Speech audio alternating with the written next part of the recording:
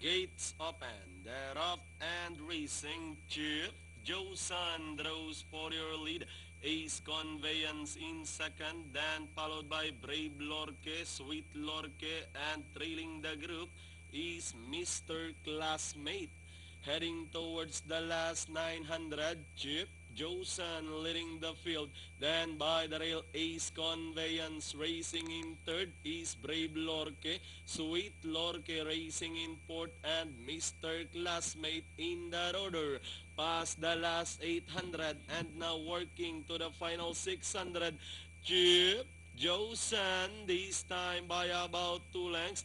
Ace Conveyance remains in second. Brave Lorque still in third. Racing in fourth, Sweet Lorque and Mr. Classmate running at the tail of the field as they turn to the last 450.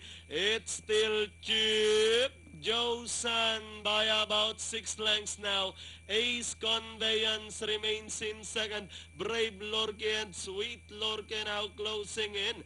With 150 to go, Chip Josan by about 8 lengths. Running now in second, Brave Lorque.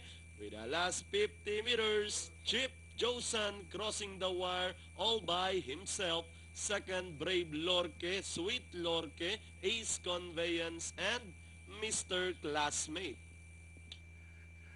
Mukhang